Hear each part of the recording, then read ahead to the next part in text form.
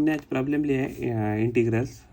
तो integral 2x - 1 divided by 2x + 3। अगर हमें ऐसा प्रॉब्लम दिया है तो हम इसमें करेंगे 2x + 3 करेंगे, -3 करेंगे और ये -1 ऑलरेडी था तो ये हो जाएगा 2x + 3।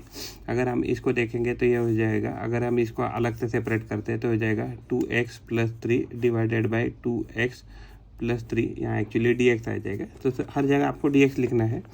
और ये हो जाएगा माइनस, और ये हो जाएगा -3 - 1, ये तो हो जाएगा -4। तो -4 को यहाँ लिखेंगे 1/2x + 3, इधर ये हो जाएगा dx। तो ये हो जाएगा इंटीग्रल ऑफ 1 dx, यहाँ भी dx लिखने का रहेगा -4, और फिर ये हो जाएगा इंटीग्रल ऑफ 1/2x + 3 dx। तो इसका इंटीग्रल हो जाएगा x, और ये जो है ये हो जाएगा -4, इसका इंटीग्रल हो जाएगा log ऑफ 2x + 3 आ जाएगा। और एक्चुअली ये जो टोटल है तो उसको डिवाइडेड बाई ये जो 2x है तो ये इससे ये डिवाइड हो जाएगा 2, और ये हो जाएगा +c।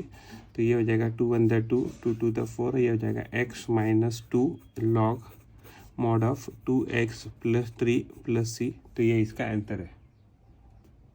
प्रॉब्लम लिया integral of 2x + 3 divided by x² + 3x dx। तो अगर हम x² + 3x को अगर t सपोर्ट करते हैं तो इसका इंटीग्रेशन दोनों डेरिवेटिव लेंगे तो हो जाएगा 2x + 3 = हो जाएगा dt। तो यानी कि ये जो न्यूमरेटर है, न्यूमरेटर का वैल्यू हो जाएगा, इसमें ये वैल्यू डाल देंगे तो ये हो जाएगा इंटीग्रल ऑफ, तो ये वैल्यू हो जाएगा, तो ये हो जाएगा dt divided by x² + 3x को हमने t सपोज किया है तो ये हो जाएगा। तो dt डिवाइडेड बाई t का इंटीग्रेशन हो जाएगा log mod t + c। तो log का हमने वैल्यू पकड़ा था, सॉरी t का वैल्यू पकड़ा था x² + 3x + c। तो ये हमारा वैल्यू है इंटीग्रेशन का। हमने प्रॉब्लम लिया integral of x² + 2 divided by x + 1 dx। तो अगर हम इसका इंटीग्रल सॉल्व करने के लिए तो जो x² + 2 है तो इसको हम लिखेंगे x - 1 × x + 1 हो जाएगा, और ये आपको ये वैल्यू दे देगा, टोटल आपको ये वैल्यू मिल जाएगा x² - 1। तो हमें ये +2 करना है, तो +2 करने के लिए हमें क्या करना पड़ेगा +3। तो इसमें भी आपको कितना करना पड़ेगा +3। तो ओवरऑल हम इस इंटीग्रेशन में ये प्रॉब्लम वैल्यू डालेगा x - 1 × x + 1 और +3 करेंगे और डिवाइडेड बाय x + 1 करेंगे। तो अगर हम इसको सेपरेट करते हैं तो सेपरेट करने के बाद इसके बाद ये dx आ जाएगा, तो ये हो जाएगा x - 1 × x + 1 divided by x + 1, और यहाँ भी +3 करके x + 1 ये वैल्यू आ जाएगा। यहाँ एक्चुअली dx है, यहाँ भी आपने इंटीग्रल सेपरेट किया, यहाँ इसको dx वैल्यू दे दिया, तो x + 1 तो x + 1 गया, तो इंटीग्रल ऑफ x - 1 आ गया, और ये आ गया dx, और ये हो गया वैल्यू 3 कॉमन कॉन्स्टेंट तो बाहर निकला, ये आ गया 1/x + 1, और ये वैल्यू हो जाएगा dx। तो ये वैल्यू हो गया, तो ये इसका अगर इंटीग्रल देखें तो हो जाएगा x2/2 - x आ जाएगा, प्लस ये जो 3 है और इसका जो वैल्यू है तो ये जो वैल्यू है तो ये इसका वैल्यू हो जाएगा log x + 1, और ये कांस्टेंट आ जाएगा c। तो ओवरऑल हम इसको वैल्यू ऐसे लिख सकते हैं x²/2 - x plus log mod x + 1 bracket cube + c। तो ये हमारा ओवरऑल एक मिनट, हाँ, तो ये हमारा ओवरऑल ये वैल्यू आ जाएगा। फोर्थ प्रॉब्लम लिया हमने e6 log x - e5 log x divided by e4 log x - e3 log x है। तो देखिए क्या होता है कि जब भी अगर मान लीजिए कोई भी प्रॉपर्टी, मान लीजिए a log b है तो इसको हम लिख सकते हैं log b a लिख सकते हैं। तो वैसे ही हम मान लीजिए 6 log x है तो इसको क्या लिख सकते हैं, इसको लिख सकते हैं log x6 लिख सकते हैं। वैसे ही अगर मान लीजिए कभी भी मान लीजिए e है और e के पावर में अगर log है तो e की पावर में log है, तो ये दोनों एक दूसरे को कट करके ओवरऑल वैल्यू आपको क्या देंगे, तो 1 ही देंगे। तो ये कटने के बाद मान लीजिए अगर आपके पास कभी भी e log x है तो ये वैल्यू आपका आ जाएगा x आ जाएगा। तो अगर हम ये सब फार्मूले इसमें डाल के अगर देखते हैं तो ये हो जाएगा, पहले हमारा हो जाएगा ये x6 दिया है और ये वैल्यू दिया है हमें x5 दिया है, डिवाइडेड में हमें ये x4 दिया है और ये x3 दिया है। तो अगर यहाँ और यहाँ dx हर बार आपको लिखना ही है। तो अगर ये dx है तो ये वैल्यू आ जाएगा। अगर मैं x⁻³ यहाँ से कॉमन निकालता हूँ तो हो जाएगा x⁻³ minus x⁻² divided by, यहाँ इंटीग्रल है, यहाँ से भी x⁻³ कॉमन निकाला हो जाएगा, x-1 आ गया तो यहाँ से x⁻x कट जाएगा, यहाँ ये dx है।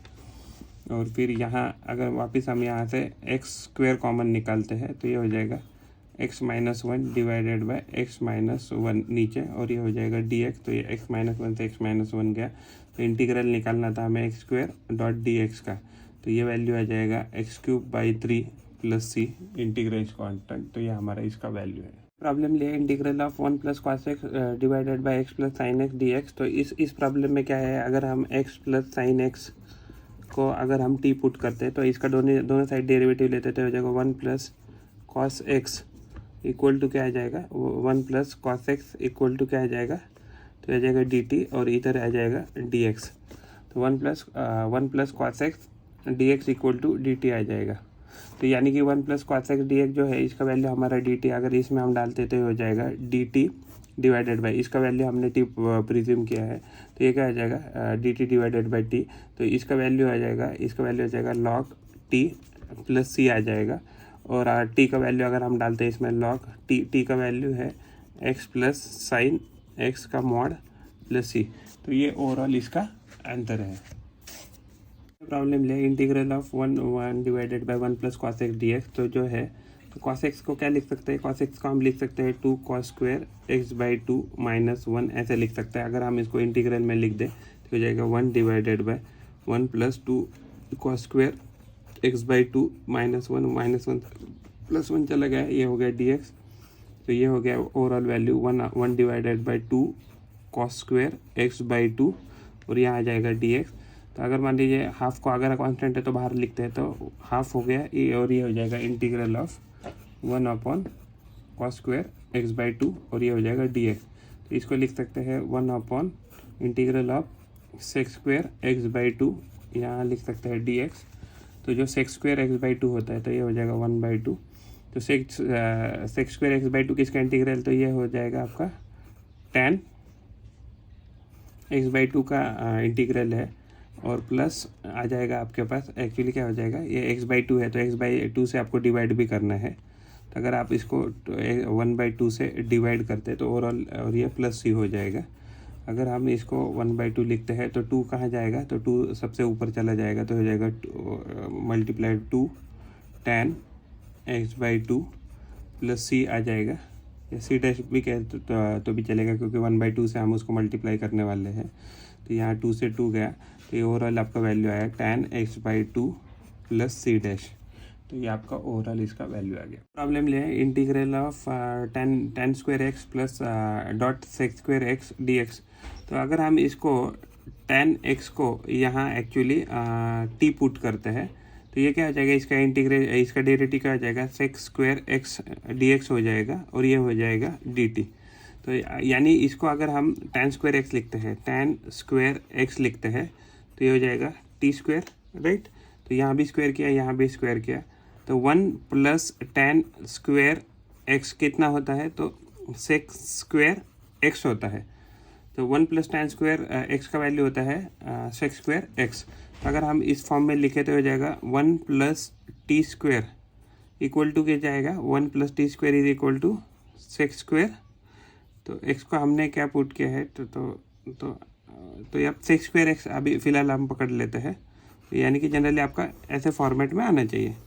अगर हम इसमें डालते हैं तो ये क्या है कि tan² जो x है, तो tan² ऐसे लिखेंगे, tan² x ऐसे लिखेंगे, तो जो 6⁴ है तो इसको लिखेंगे 1 + tan²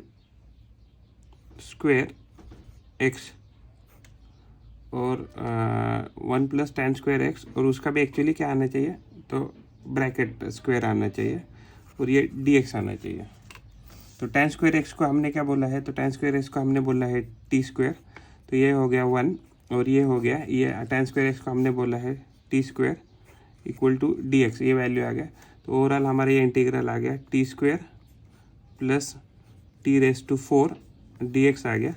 अगर हम इसका इंटीग्रल निकालते हैं तो ये इंटीग्रल आ जाएगा t³/3 plus t⁵ plus c आ जाएगा। ये उसका इंटीग्रल आ गया। और उसके बाद जो t है तो t का वैल्यू क्या पकड़ा है हमने, tan x पकड़ा है, तो ये हो जाएगा tan³ x/3 plus tan⁵ x/5 plus c। तो ये हमारा ओवरऑल इसका ये वैल्यू आ जाएगा। प्रॉब्लम लिया है integral of sin x plus cos x divided by √1 plus sin 2x dx। तो देखिए एक्चुअली जो 1 है तो 1 को हम लिखेंगे, 1 को लिखेंगे cos² x plus sin² x लिखेंगे। और जो sin 2x होता है, sin 2x को लिख सकते हैं 2 sin x cos x लिखेंगे। अगर इन दोनों को हम ऐड करते हैं मान लीजिए, तो ये क्या हो जाएगा 1 प्लस sin 2x है, तो हमें क्या मिलेगा cos² x plus sin² x plus 2 sin x cos x। तो ये किसका फार्मूला है, ये है cos x plus sin x, इसका ब्रैकेट स्क्वायर है। तो अगर हम इसको इस प्रॉब्लम में डाल देते हैं तो ये हो जाएगा, sin x plus cos x divided by, आपको स्क्वायर रूट में क्या आ गया cos x plus sin x का ब्रैकेट स्क्वायर और dx आ गया। तो यहाँ स्क्वायर रूट और ये स्क्वायर कट जाएगा और ये वैल्यू आ जाएगा integral of sin x plus cos x divided by cos x plus sin x। हमारा क्या हो गया एक्चुअली, जो स्क्वायर और स्क्वायर रूट कट गया आपस में और ये हो गया dx। यहाँ ये पूरी वैल्यू कट गई और ये वैल्यू आ गया इंटीग्रल ऑफ 1 dx और उसका वैल्यू आता है x प्लस c। तो ओवरऑल ये हमारा इसका वैल्यू आ जाएगा।